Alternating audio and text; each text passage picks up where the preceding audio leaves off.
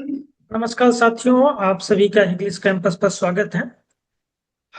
UGC net जून 2026 की परीक्षाओं में लगभग अब 3 महीने का समय शेष है। ऐसे में परीक्षा की रणनीति क्या हो, तैयारी कैसे की जाए, उस पर बात करनी है। चूंकि उस पर बात करने के लिए सबसे सुटेबल जो पर्सन हो सकते हैं वो हो सकते हैं जो पिछली परीक्षा में सफल रहे। तो ऐसे में आज हम बात करने के लिए हमारे साथ है महावीर। स्वागत है महावीर आपका। सबसे पहले आपका मैं परिचय दे देता हूँ। आप मूलतः रामपुर उत्तर प्रदेश से हैं। यूजी आपने वहीं से किया, पीजी आपने मास्टर्स दिल्ली यूनिवर्सिटी से किया है। हिंदी साहित्य आपका मुख्य विषय है। तो हम हिंदी साहित्य से नेट जेआरएफ की तैयारी को लेकर ही बात करेंगे। दिसंबर 2025 की परीक्षा में आपने जेआरएफ क्वालिफाइड किया। 108 प्रश्न, अगर मैं ठीक याद कर पा रहा हूँ तो आपके सही थे। तो आपने पहले भी अटेम्प्ट दिया है, उस पर भी हम बात करेंगे। तो स्वागत है महावीर आपका। हम बातचीत शुरू करें इस विषय पे। जी, बहुत बहुत हाँ। शुक्रिया भैया आपका। हाँ महावीर, जी। कैसे हो, क्या चल रहा है आजकल? मैं अच्छा हूँ भैया। और जब से एग्जाम हुआ है उसके बाद तो अभी बहुत ज़्यादा तैयारी नहीं चल पा रही है। हम्म। लेकिन अभी पीएचडी के लिए आगे प्रक्रिया आगे बढ़ानी है। और बाकी जो भी एग्जाम देने हैं उनके लिए अपने आप को प्रिपेयर करके आगे चलना है। तो अभी बिल्कुल उसी की बिल्कुल। रणनीति में लगे हुए हैं। बिल्कुल। हाँ, जैसा कि परीक्षा पैटर्न इस बार जो बदल गया, आगे भी बदल ही रहा है। तो तुमने जो कि पहले भी अटेम्प्ट दिया है, 2-3 अटेम्प्ट दिए हैं, इस बार ऐसा नया क्या किया था, ये जरा अपना बताना। भैया जब भी एग्जाम होता है कुछ ना कुछ नया एग्जाम के अंदर आ जाता है। और ये प्रश्न बड़ा इंपॉर्टेंट है, क्योंकि अगर हम अगले वाले पेपर के लिए स्ट्रेटेजी नहीं बनाएंगे पहले से ही, क्योंकि हो सकता है आगे कुछ नया फिर से आ जाए, तो हमें उसके लिए तैयार रहना पड़ेगा। तो अगर हम उसके लिए पहले से तैयार होंगे तभी हमें लगता है कि आने वाले अगर किसी परिवर्तन को हम देखेंगे तो उसे हम हैंडल कर लेंगे। तो इस बार पेपर में काफी सारे परिवर्तन थे, लेकिन दो मुख्य परिवर्तन थे। एक तो ये था कि कथन और निष्कर्ष वाले, जो कथन और कारण वाले क्वेश्चन आते हैं, तो वो कुछ ज्यादा थे।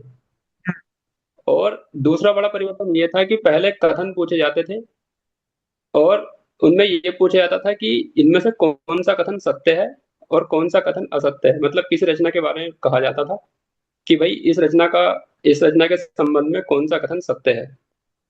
लेकिन अब जो परिवर्तन आए थे इस बार दिसंबर 2025 में, वो ये परिवर्तन आए थे कि कथन तो दिया है उसी रचना का, लेकिन उसमें कुछ ना कुछ गलत कर दिया है, कोई शब्द चेंज कर दिया है। क्योंकि हम्म। हम मोटा मोटा तो पढ़ेंगे तो हमें लगेगा कि वो कथन ठीक है, लेकिन अब क्या है, उसके अंदर बहुत मिस्टेक, छोटी सी मिस्टेक कर दी गई होगी। और हम अगर ऊपर से पढ़ेंगे तो हमें लगेगा कि ये उस रचना के बारे में ये कथन ठीक है। लेकिन अगर हम गहराई से जाएंगे तो वो कथन हमें लगेगा कि ये गलत है। तो हमें उसको बारीकी से इससे पहचानना है। निपटना कैसे है, और कैसे निपटा जाए इससे? इससे निपटने का तो भैया एक ही तरीका है कि हम गहराई से चीजों का अध्ययन करें और उनको याद करें, प्रैक्टिस करें और एमसीक्यूज लगाएं। ठीक है, हम सिलेबस पे आते हैं, उसके हिसाब से बातें कर लेंगे। सिलेबस में सबसे पहले हमारा एक जो बड़ा भाग आता है, इतिहास। ठीक है। इतिहास का जो भाग है जी, सबको परेशान करता है, क्योंकि बहुत बड़ा सेक्शन है वो। तो उसको कैसे पढ़ा था आपने, जरा अपनी रणनीति बताएं, उसको कैसे हैंडल किया जाए। हिंदी साहित्य का इतिहास जो यूनिट नंबर 2 में दिया है, तो उसका सिलेबस सारी यूनिट से सबसे ज्यादा बड़ा है। हम्म। लेकिन अगर आप इसे पढ़ेंगे और जितने टॉपिक उसके अंदर दिए हैं उन्हें आप करेंगे तो बहुत लंबा समय निकल जाएगा और बहुत टाइम आपका जाएगा। बिल्कुल बिल्कुल। लेकिन अगर आप स्मार्ट तरीके से पढ़ेंगे, आप अगर स्मार्ट तरीके से पढ़ेंगे तो आप अपना समय बचा लेंगे और उस यूनिट से जितने क्वेश्चन आते हैं आप उन्हें भी कर लेंगे। तो मेन फोकस आपका होना चाहिए कि आप उस यूनिट से पूछे गए सारे क्वेश्चन कर पा रहे हैं या नहीं। ना कि आपका फोकस ये हो कि वो यूनिट आपकी कवर हुई है, आपने उससे जुड़ी हुई सारी पुस्तकें पढ़ ली है या नहीं। ये आपका मेन मोटिव नहीं होना चाहिए। क्योंकि अगर कोई एक पुस्तक या केवल दो पुस्तकें आपको उस यूनिट को कवर करवा रही है, तो आपको केवल वही पढ़नी चाहिए बार बार, ना कि 10-15 बुक आप पढ़ें। तो उसके लिए आप यूनिट नंबर 2 के लिए कर सकते हैं। सबसे पहले मैं कहूंगा कि आप एमसीक्यूज लगाएं। जो प्रीवियस ईयर पेपर के क्वेश्चंस होते हैं, तो आप उन्हें लगाएं, और उनसे आपको लग जाएगा आइडिया कि इस यूनिट से किस प्रकार के क्वेश्चन पूछे गए हैं। उनकी आपको प्रकृति पता चल जाएगी, और तब आप जब सिलेबस को पढ़ेंगे यूनिट के, तो आप उन्हें अच्छे से हैंडल कर सकते हैं, क्योंकि आप पहले ही उन्हें समझ जाएंगे कि इस टॉपिक से इस तरह का ही क्वेश्चन पूछा जाता है। तो आप उसे वहां पर नोट कर लेंगे, आपके दिमाग में वो आ जाएगा। तो इस तरह से मुझे लगता है कि यूनिट नंबर 2 को कवर किया जा सकता है। नजर में कुछ महत्वपूर्ण टॉपिक अगर उसमें लगते हो कि ये बहुत जरूरी है, जिसको आपने ध्यान दिया हो तो बताए। हाँ, यूनिट नंबर 2 में कुछ महत्वपूर्ण टॉपिक हैं। पहली बात तो आपको केवल बेसिक तो सारा सिलेबस पढ़ लेना है उसका। जैसे आदिकाल हो गया, तो आदिकाल को आप बेसिकली पढ़ लें। जैसे उसमें सिद्धनाथ साहित्य दिया हुआ है, या और जो उसकी शाखाएं हैं, उनकी बेसिक चीजें पढ़ लें आप, कि उनकी विशेषताएं क्या हैं और उनके मुख्य मुख्य कवि कौन से हैं, और उनकी केवल मुख्य रचनाएं ही पढ़ लें। ये नहीं कि आप केवल जितने सारे के सारे रचनाकार देख रहे हैं उसके अंदर, और उन सबकी सारी रचनाएं पढ़ते हुए जा रहे हैं, तो आपके मुझे लगता है नोट्स भी काफी मोटे हो जाएंगे कि पूरी बुक बन जाएगी। तो आपको ऐसा नहीं करना है।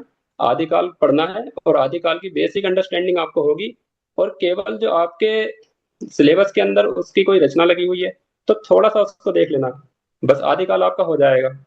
फिर आपको आना भक्तिकाल पे, तो उसमें सेम पैटर्न यही अपनाना है कि भाई उसमें कौन कौन से मुख्य कवि हैं और उनकी मुख्य रचनाएं कौन सी है।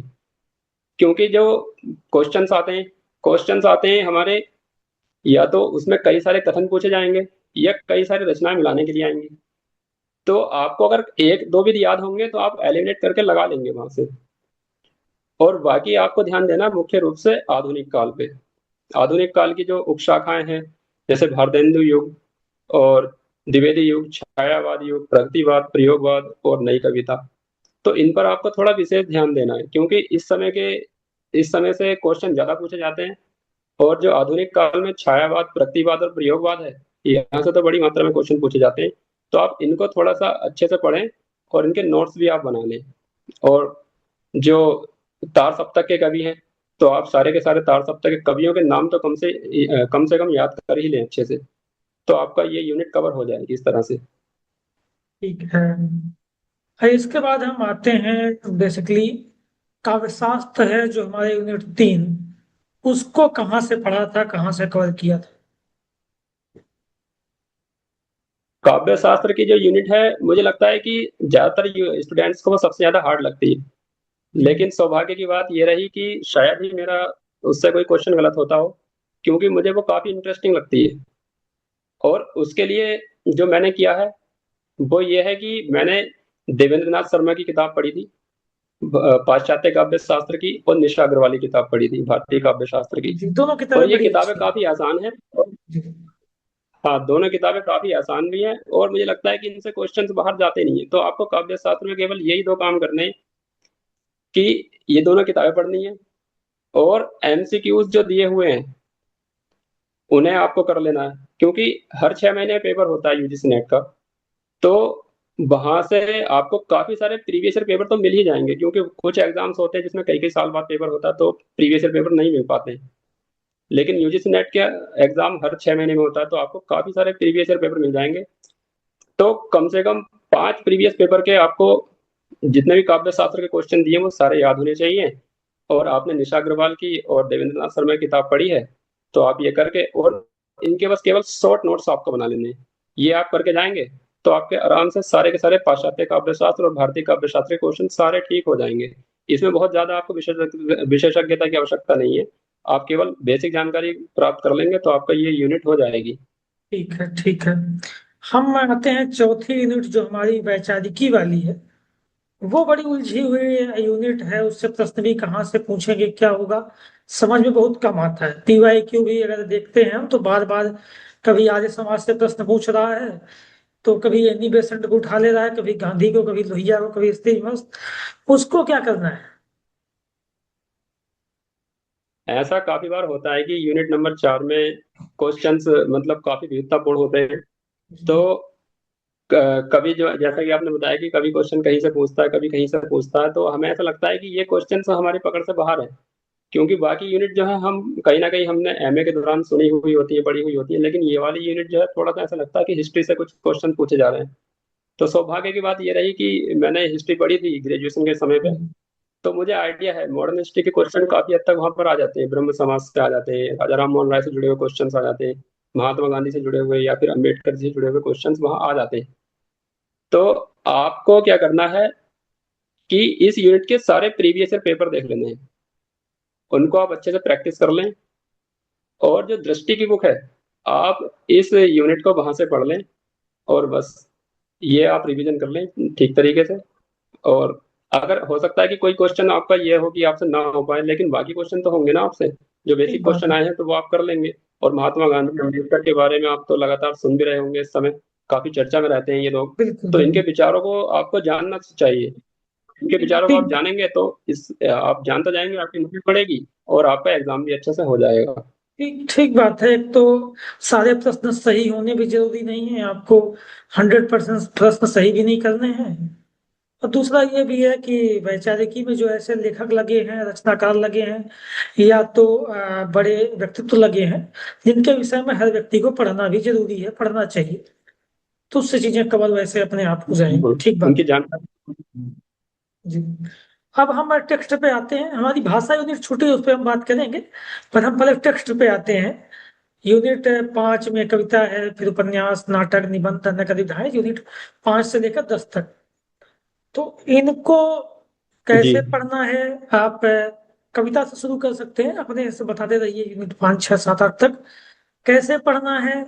कुछ छोड़ सकते हैं कि नहीं छोड़ सकते, और इनकी नोट्स कैसे बनानी है, ये चीजें जरा आप टेक्स्ट जो है इसके विषय में बताइए, क्योंकि यहाँ से बड़े पूछे जा रहे हैं आजकल प्रश्न।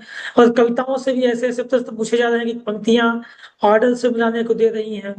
उपन्यासों से एक ही पर अगर आपसे प्रश्न 4 लाइनें दे रहा है कि इन्हीं 4 को ऑर्डर से मिलाओ, तो ये चीजें कैसे की जाए कवर, कैसे किया था?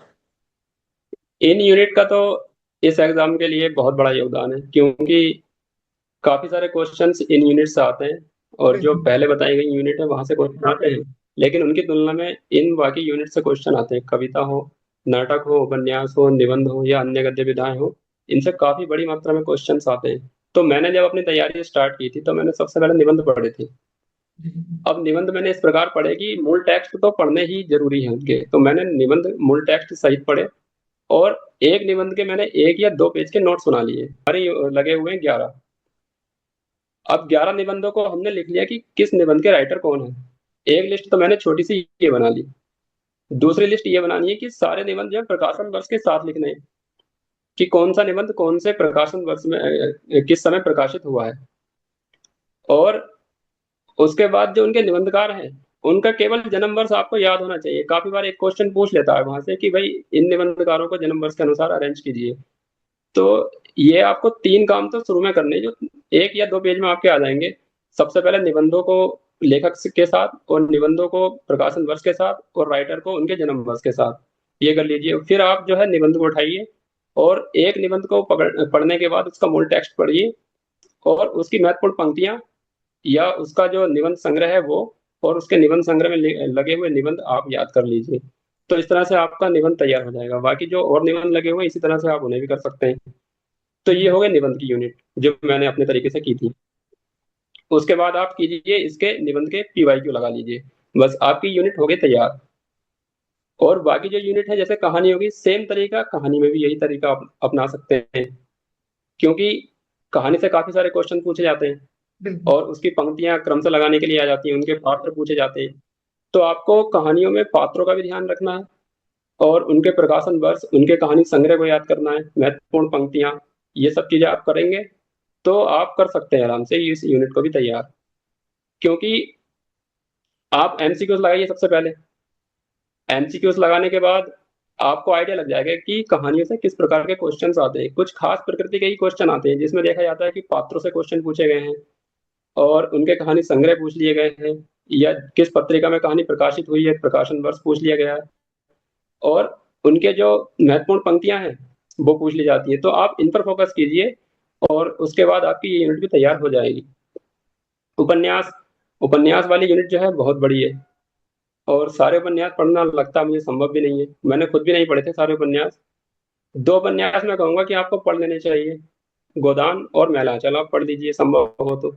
वरना अगर वो भी नहीं पढ़ पाए आप तो केवल शुरू के 20 पेज पढ़ लीजिए और लास्ट के 5 पेज पढ़ लीजिए, तो आपको लगेगा कि यहाँ से ही आपके क्वेश्चन हो जाएंगे। बाकी आप सारे उपन्यास की केवल स्टोरी समझ लीजिए और उनके पात्र याद कर लीजिए। और जो शुरू वाली जो 3 लिस्ट मैंने बताई है वो तो आपको सारी यूनिट की कर ही लेनी है, यूनिट नंबर 5 से लेकर 10 तक। तो वो तो आप करेंगे तो आपकी सारी यूनिट इस तरह से तैयार हो जाएंगी। बाकी इसी तरीके से आप जो है अन्य गतिविधियां भी कर सकते हैं। जी जी। उपन्यासों और गद्यों को लेकर महावीर, मेरा एक सवाल और भी है कि, जो कि आपने जैसे कहा कि शुरू के पढ़ ले लास्ट के पढ़ ले, लेकिन उपन्यासों से जो पंक्तियां ऑर्डर लगाने को दे रही है, जैसे गोदान को लेकर पिछले कई बार प्रश्न आए, उसमें 5-6 घटनाएं बीच बीच से उठा के दे दिया उन्होंने, ऑर्डर्स लगाने को दिया। ये चीजें क्या स्टोरी पढ़ लेने से बस से कवर हो जाती हैं? हो जाए, आपने कर लिया था मतलब? हाँ, ऐसे क्वेश्चंस जो मैंने बताया आपको कि आप पात्र याद कर लेंगे उसके, और शुरू के पेज अगर पढ़ लेंगे। मैं ये नहीं कह रहा हूँ कि आप शुरू के ही पढ़िए, आप संभव हो तो पूरा ही पढ़िए। बिल्कुल। लेकिन अगर आपके पास टाइम की कमी है तब ये तरीका अपना सकते हैं।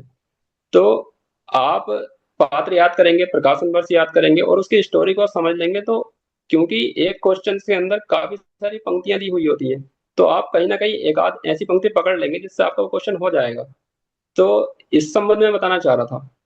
तो आप अगर इस तरीके से पढ़ लेते हैं तो संभव है कि आपका क्वेश्चन ठीक हो ही जाएगा। नहीं होता है तो फिर आप जो है उस पर तुक्का लगाइए फिर, या कोई और तरीका जो भी आप अपना सकते हैं वो कीजिए। लेकिन आप छोड़िए मत उसे, आप कीजिए उसे जरूर। ठीक है। हाँ, नाटकों पर थोड़ा मैं बात करूंगा अलग से, कि नाटकों से गीत पूछे जाते हैं।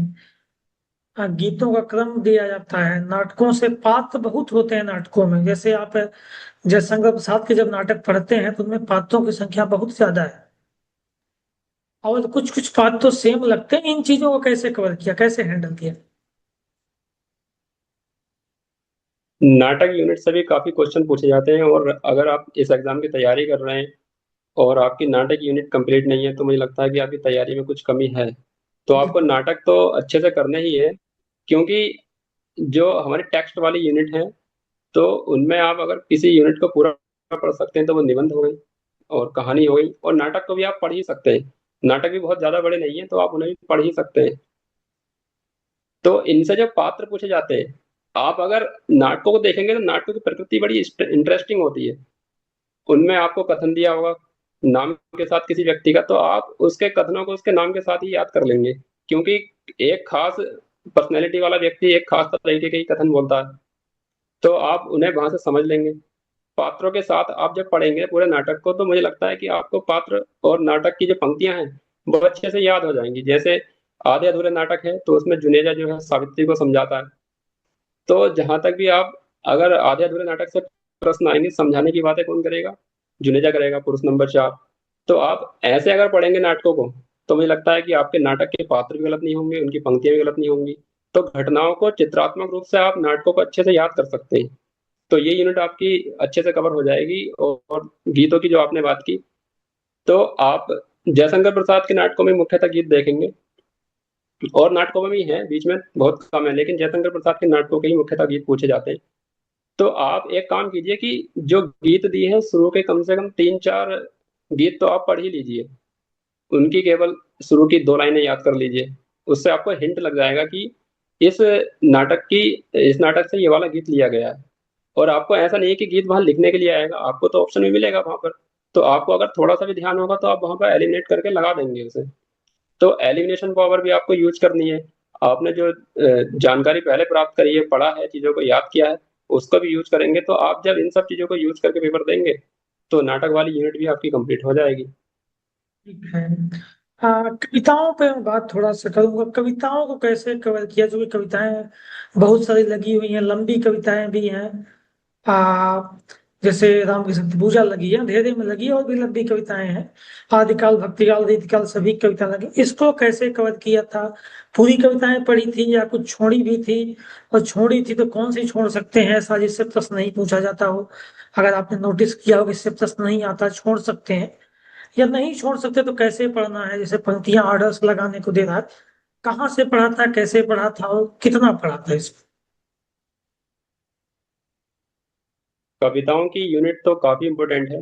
और यहाँ से काफी सारे क्वेश्चन आते हैं। और अगर किसी यूनिट से ज्यादा प्रश्न आते हैं तो वो उनमें कविता भी अपने आप में एक है। तो इसको अगर मैं अपनी तैयारी के हिसाब से बताऊं कि मैंने इसे कैसे तैयार किया था, तो मैंने जब पीवाईक्यू लगाए थे तो मुझे एक मोटा मोटा आइडिया लग गया था कि जो प्रश्न पूछे जाते हैं कविताओं से वो किस प्रकार के पूछे जाते हैं, और किस कवि से मुख्यतः प्रश्न पूछे जाते हैं, और किस काल से प्रश्न पूछे जाते हैं। तो आप जब पीवाईक्यू लगा लेंगे तो आपको कविता यूनिट का अच्छा आइडिया लग जाएगा। और जैसा कि आपने छोड़ने वाली बात कही, तो मुझे लगता है कि इस यूनिट में काफी कुछ छोड़ा जा सकता है। शुरू की जो कविताएं हैं, आदिकाल, भक्तिकाल और रीतिकाल की कविताएं आप छोड़ सकते हैं। छोड़ने का सेंस ये नहीं कि आप उन्हें देखें ही नहीं, आप उनका केवल मोटा मोटा आइडिया लगा लीजिए, उनका प्रकाशन वर्ष देख लीजिए या फिर उनके कवि देख लीजिए कम से कम, और थोड़ा सा ये देख लीजिए कि इसका भाव क्या है। केवल आप इसका भाव समझ लेंगे तो हो सकता है कि आपको वैसे गद्यात्मक पंक्तियां दे दी जाएं उनके अर्थ को लेकर के, तो आप वो अरेंज कर लेंगे। खैर, अगर आप इन्हें छोड़ भी देंगे तो भी बहुत बड़ा लॉस आपका होगा नहीं। फिर आइए आप आधुनिक काल में। जो प्रश्न मुख्यतः पूछे जाते हैं वो आधुनिक काल की कविताओं से ही पूछे जा रहे हैं। ट्रेंड ऐसा रहा है, हालांकि लिखित लिखित रूप में ऐसा नहीं है। वो प्रश्न तो कहीं से ही पूछ सकते हैं, हो सकता है अगली बार ट्रेंड आदिकाल भी चला जाए। लेकिन जो अभी तक कई साल से प्रश्न पूछे जा रहे हैं वो आधुनिक काल से ही पूछे जा रहे हैं। तो आप आधुनिक काल की कविताओं को अच्छे से कर सकते हैं। उसमें कुछ लंबी कविताएं दी हैं लेकिन ज्यादातर छोटी कविताएं दी हैं। तो छोटी कविताओं को तो आप लिख भी सकते हैं अपने नोट्स के अंदर, पूरी की पूरी लिख सकते हैं। और जो लंबी कविताएं हैं उनकी मुख्य मुख्य आप पंक्तियां पढ़ लीजिए। तो पंक्तियां आपको अरेंज करने के लिए क्वेश्चंस आते हैं, या कविता संग्रह आपसे पूछ लिए जाते हैं, या कोई शब्द ऐसा, कोई यूनिक शब्द ऐसा आया है कविता के अंदर तो वो भी आपसे पूछ लिया जाता है। तो जो छोटी कविताएं हैं उन्हें आप अच्छे से याद कर लीजिए, और जो बड़ी कविताएं हैं उनकी मुख्य मुख्य पंक्तियां आप पढ़ लीजिए। बड़ी कविता को एक बार तो पूरा ही पढ़ लीजिए, लेकिन अगली बार उसकी मुख्य पंक्तियों को आप याद करते हुए पढ़ लीजिए। तो इस तरह से आपकी कविता यूनिट भी पूरी हो जाएगी। ठीक है। कविताओं में एक चीज आधुनिक काल की बात की आपने। आधुनिक काल में एक रचना लगी है, परिप्रवास महाकाव्य पूरा लगा दिया है।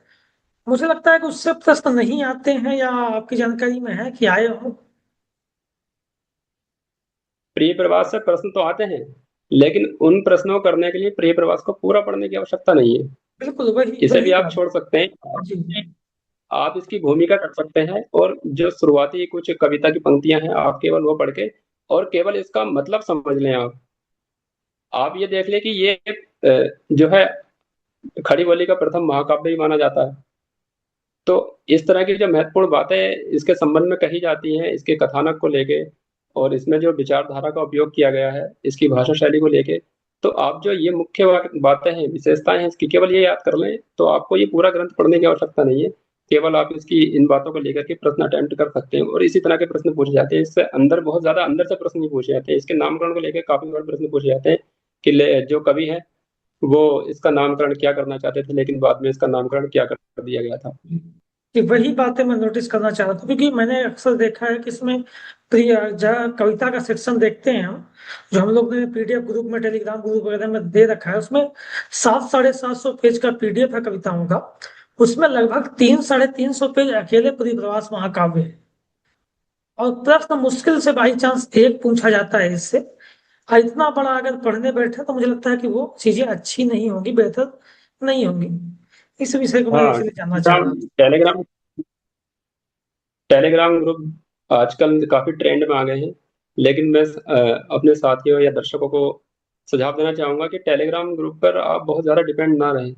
आप सबसे ज्यादा डिपेंड रहें इस एग्जाम के लिए तो पीवाईक्यू पर डिपेंड रहें, क्योंकि पीवाईक्यू आपको आसानी से मिल जाएंगे। आप यूथ कंपटीशन की बुक ले लीजिए, या फिर टेक्स्ट बुक पे आपको पीवाईक्यू मिल जाएंगे।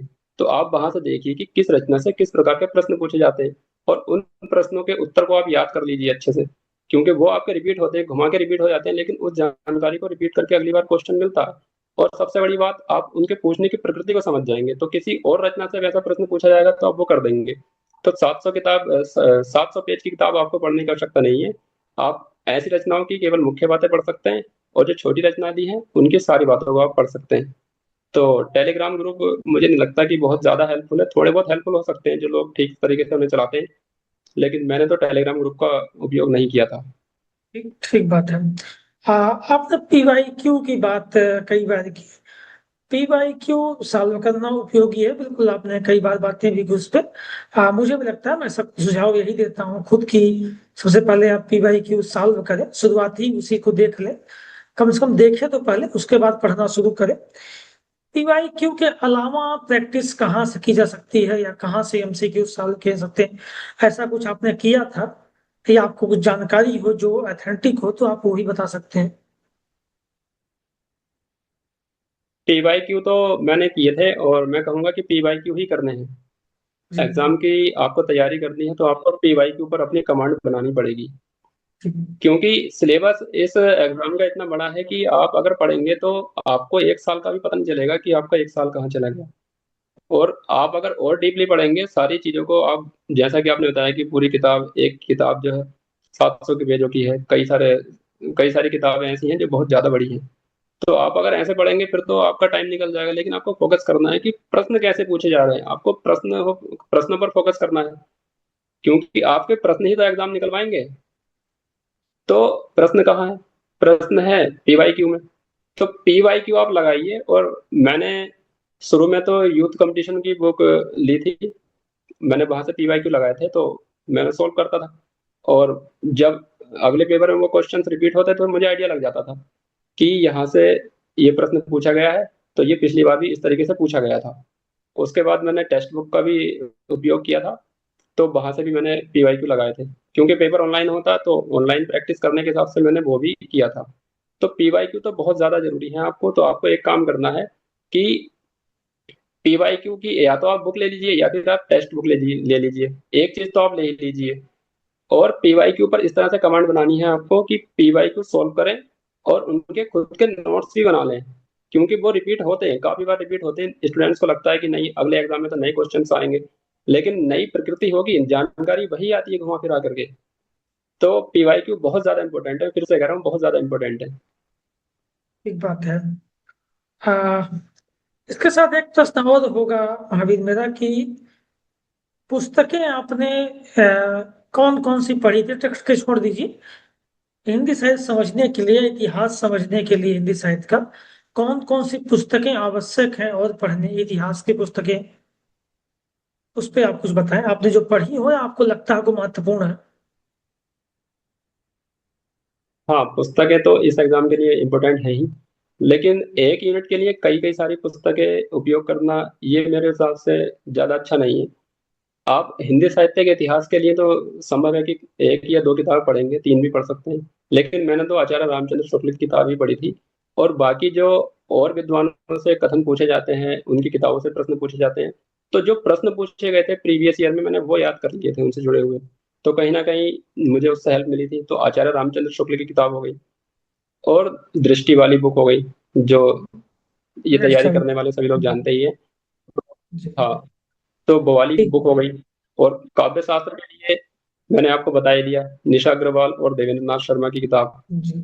और बाकी निबंध, नाटक, उपन्यास, कहानियां, इनके लिए मैंने मूल टेक्स्ट ही फॉलो किया था।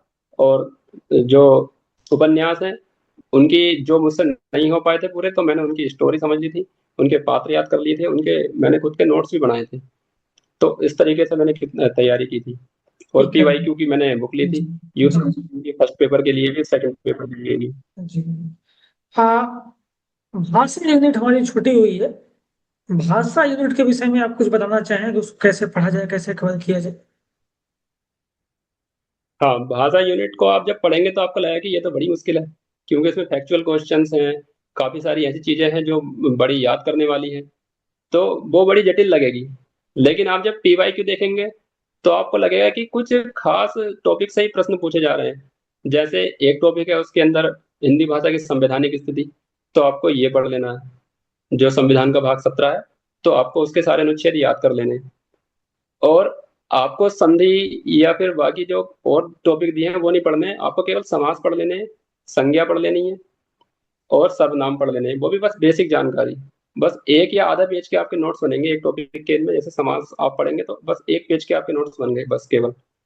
और जो वर्णमाला के प्रश्न आते हैं, जैसे विव्रत स्वर पूछे जाते हैं, जैसे अंतस्थ व्यंजन पूछे जाते हैं, तो आप ये कर सकते हैं वहां से कंप्लीट। तो वर्णमाला वाले टॉपिक को आप कर लीजिए, दो तीन पेज के इनके नोट्स बना लीजिए आप।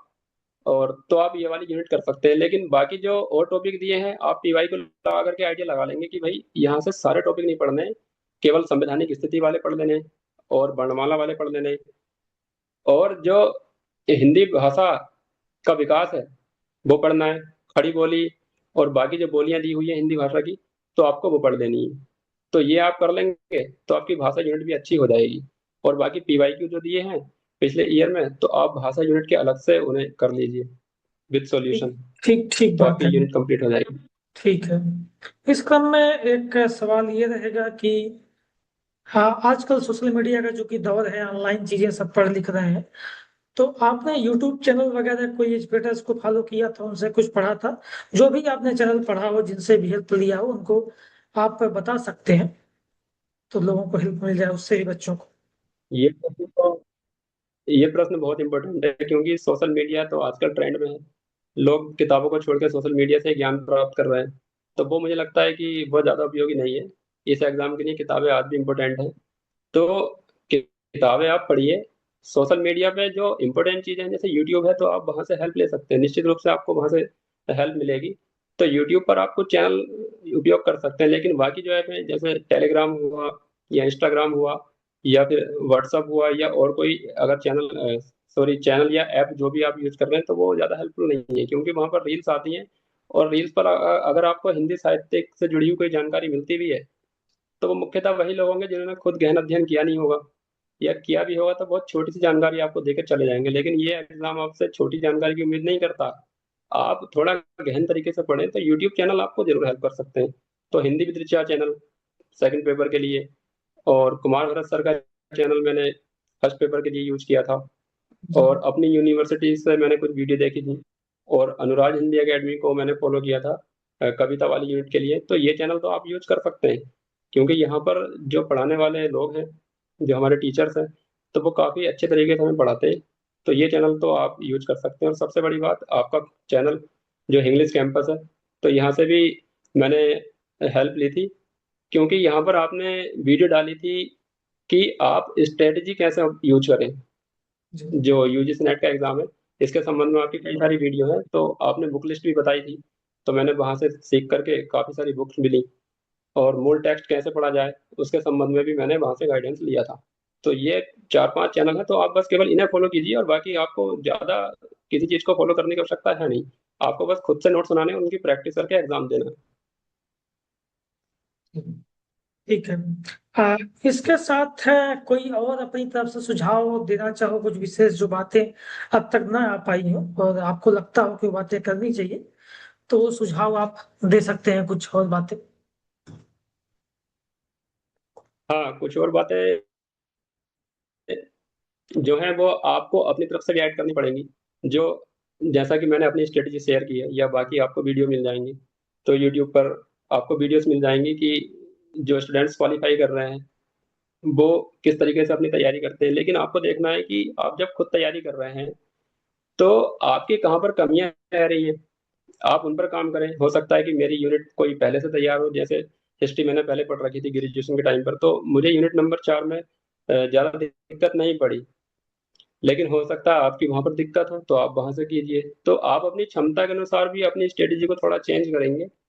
लेकिन जो मैंने खुद तरीके अपनाए थे वो ये थे कि मैंने पीवाईक्यू अच्छे से किए थे। पीवाईक्यू आप कर लीजिए, उन पर आप अपनी कमांड बनाइए, और पीवाईक्यू आपके कंप्लीट होंगे तो निश्चित रूप से आपको वहां से एग्जाम की प्रकृति समझ में आ जाएगी। और तभी आप जब टेक्स्ट पढ़ेंगे तो आपको कहाँ फोकस करना है, क्या छोड़ना है और क्या पढ़ना है, तो आप वो अच्छे से कर पाएंगे।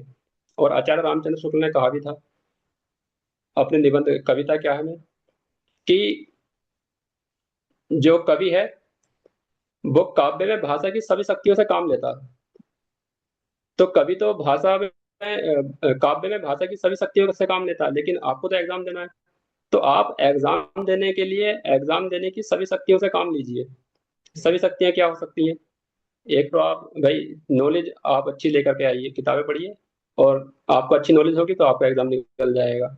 दूसरा ये है कि आप प्रीवियस ईयर पेपर करिए। प्रीवियस ईयर पेपर से कोई चीज अगर घुमा के पूछी जाती है तो आप वहां कर लेंगे उसे। और अगला तरीका यह है कि आप, क्योंकि पेपर ऑनलाइन होता है, तो ऑनलाइन की आप थोड़ी प्रैक्टिस कर लीजिए, क्योंकि काफी बार लोगों को दिक्कत आती है। तो आप वहां भी प्रैक्टिस कीजिए। और बाकी जो तरीके हो सकते हैं आप सबको उपयोग करिए।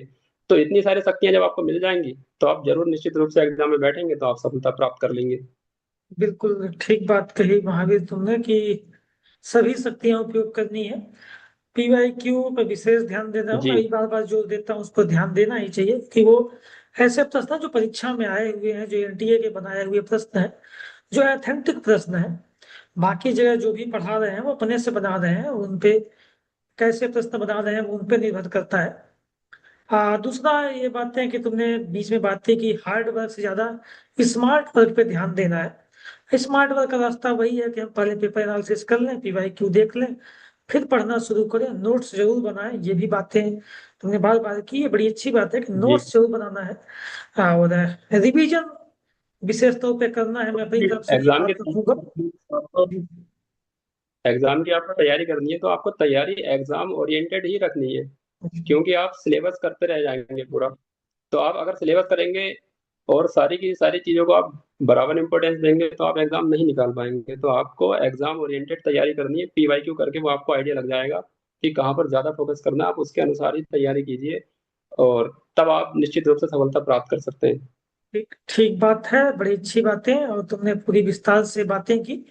हाँ, इसके लिए बहुत बहुत धन्यवाद। निश्चित ही जो भी देखेंगे, जो समझेंगे, समझने का प्रयास करेंगे, वो लाभान्वित होंगे। विशेष आभार।